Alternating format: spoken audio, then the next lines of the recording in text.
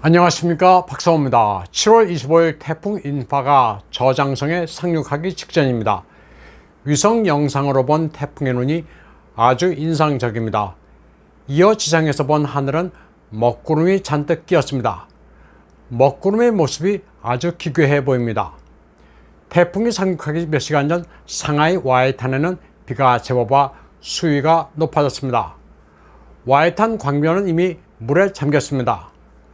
하겐다스 점포는 문을 닫았습니다. 태풍 인파가 저장성에 접근하자 거센 바람이 몰아치면서 닝포 베이룬 항을 강타했습니다. 부두에 쌓아놓은 컨테이너가 강풍에 무너져 내립니다. 태풍 인파의 위력은 엄청났습니다. 건물 지붕이 뜯기고 거리의 가로수가 힘없이 부러져 나갔습니다. 태풍이 몰아치면서 내는 바람 소리는 귀신의 통곡 같아 목을 송연했다고 목격자들은 이야기하고 있습니다. 도로가 초토화됐습니다. 바람이 얼마나 강한지 걸음을 제대로 걸을 수 없었고 몸이 날려갈까 가로수를 끌어안고 버티는 시민들도 있었을 정도였습니다. 상하이 시내는 25일 하루 종일 사이렌이 울려 퍼졌습니다. 태풍이 휩쓸고 간 저장성 저우산입니다. 길가의 가로수가 모두 부러져 차량을 덮쳤습니다. 성한 나무와 차량을 찾아볼 수 없을 정도로 처참했습니다. 태풍 인파의 경로는 아주 신기하고 극적이었습니다. 정상 경로라면 타이완을 강타했을 태풍이 갑자기 방향을 90도 틀었습니다. 7월 24일 방향을 바꾼 태풍 인파는 타이완과 오키나와 사이를 통해 저장성으로 접근했습니다. 저장성의 닝포와 저우산, 상하이를 강타한 태풍 인파는 27일 좀 더 내륙까지 이동했습니다. 덕분에 타이완은 무사했습니다. 우연인지는 모르겠지만 타이완의 국운이 상승하고 있다는 이야기도 나오고 있습니다. 이런 태풍은 중공 동부 연안에 자주 있습니다. 그래서 7월과 8월은 물리적으로 중공이 타이완을 무력으로 침공하는 게 불가능합니다. 타이완으로서는 이번 태풍 인파가 신의 바람, 카미카제인 셈입니다. 태풍이 비켜간 덕에 타이완의 TSMC도 아무 피해가 없었습니다. 이미 삼성을 제친 반도체건 TSMC는 타이완의 자존심입니다. 일본의 공장도 건설하기로 했는데 중공이 타이완을 점령하려는 것도 TSMC를 탐내기 때문입니다. 역으로 미국과 서방이 타이완을 수호하려는 것도 TSMC를 중공에 내줄 수가 없기 때문입니다. 그래서 타이완에서는 TSMC를 후구어 선산, 나라를 산처럼 버티고 지키는 신 같은 존재라고 부르고 있습니다. 반면 정저우의 대형 공장을 아직도 운영하고 있는 폭스콘은 이번 홍수의 직격탄을 맞았습니다. 폭스콘은 아이폰을 위탁 생산하는 업체입니다. 전 세계 아이폰의 절반 정도가 정저우 공장에서 제조됩니다. 물론 폭스콘 측은 이번 폭우로 큰 영업 손실은 없다고 밝혔지만 이를 액면 그대로 받아들이기는 힘듭니다. 공장 전체가 물바다가 됐기 때문입니다. 폭스콘은 전 세계가 중공과 디커플링하는 와중에 그대로 공장을 유지하고 있습니다. 최근 2년 동안 중공의 경제가 피폐해지고 우한 폐렴으로 근로자들을 제대로 구하기 어렵게 되자 폭스콘은 공장 근로자 1명을 데려오면 8,500위안의 인센티브를 제공하기도 했습니다. 폭스콘 회장 구어 타이밍은 시진핑과도 사이가 각별합니다. 상당한 친중파입니다.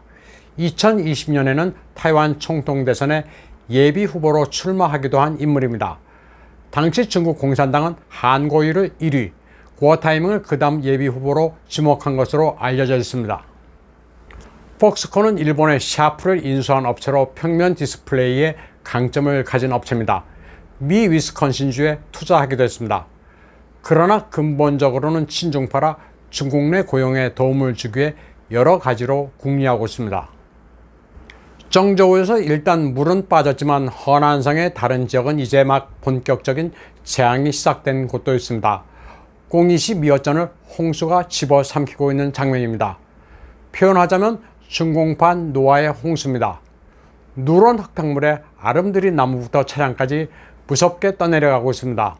어떻게 손을 쓰고 구조를 할 수도 없습니다. 그야말로 고립무원의 상태입니다. 수도 없이 많은 차량들이 쓰레기가 돼 떠내려가고 있는 가운데 한 대형 화물 트럭에는 운전자로 보이는 사람이 범퍼 위에 올라 와이퍼를 붙잡고 위태롭게 버티고 있습니다.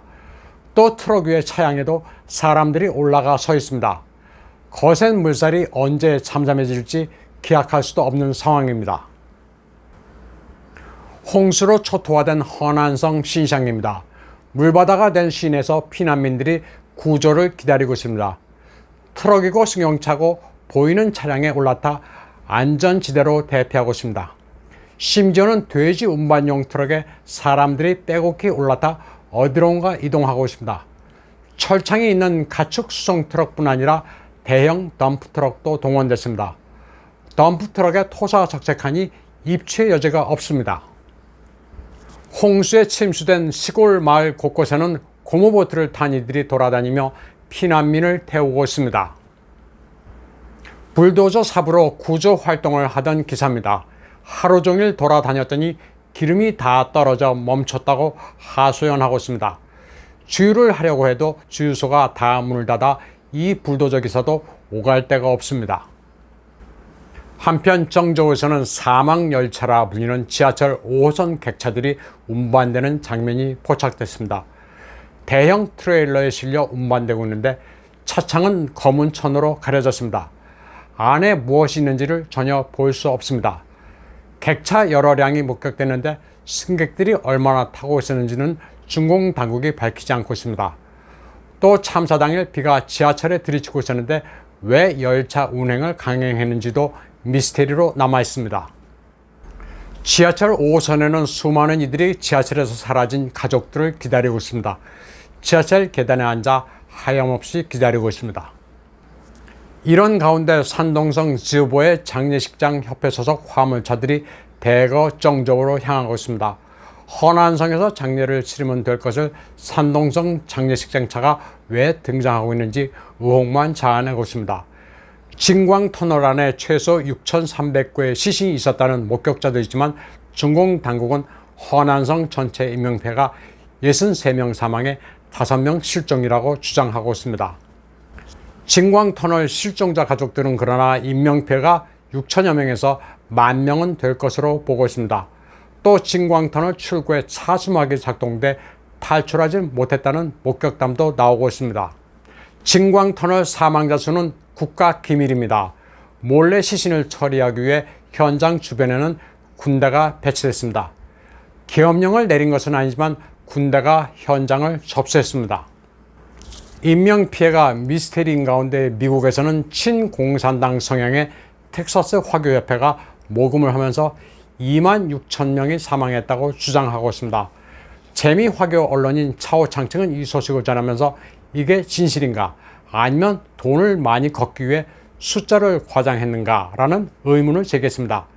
그러면서 큰 돈은 모이지 않을 것이라고 말했습니다.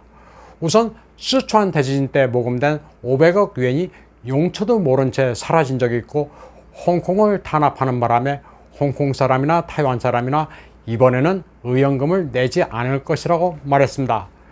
차오창청은 중공의 외환보유고는 세계 1위로 아프리카에 마구 돈을 뿌리고 있다. 왜 자국민들에게는 돈을 쓰지 않고 불쌍한 서민 주차이에 낯을 휘두르느냐고 비판했습니다. 이 와중에 정저우에서는 시민들이 독일 기자를 둘러싸고 입씨름을 벌이고 있습니다. 외국 기자가 사고 참상을 부풀려 보도한다고 따지고 있습니다. 그러면서 중국의 좋은 면을 부각해야지 앞뒤를 잘라 부정적으로 보도하면 안 된다는 말을 늘어놓습니다. 맹목적인 애국심을 가진 샤오펀홍들입니다. 중공에서 서양 기자들은 취재하기가 상당히 힘듭니다. 현장을 취재하면 군중들이 몰려들고 공안에 신고를 하기 일쑤입니다. 그런 면에서는 피부색이 같은 아시아계 기자가 상대적으로 취재하기가 편합니다. 의사소통만 되면 외국 기자라고 의심하지 않기 때문입니다. 이번엔 미중위의 홍수 대재난을 막고 있는 허난성 신시장에서는 6월 30일 눈이 내렸습니다. 6월의 눈은 원한이 서린 징조라고 중국에서는 이야기합니다. 그런데 장강의 원류인 스촨성 이빈의 진사강에서도 이변이 나타났습니다. 화면에서는 먼 거리라 잘 보이지는 않습니다. 그러나 영상에서 스촨성 사투리가 짙은 이 여성은 놀란 듯 강에서 발생한 이변을 이야기하고 있습니다. 강이 거꾸로 흐르고 있다면서 변고의 조짐 아니냐고 말하고 있습니다. 중국 문화에서 장강과 황하는 문명을 상징하는 강입니다. 중화권에서는 이 조짐을 두고 머지않아 중공에 큰 격변이 있을 것으로 해석하고 있습니다. 오늘 방송은 여기까지 하겠습니다.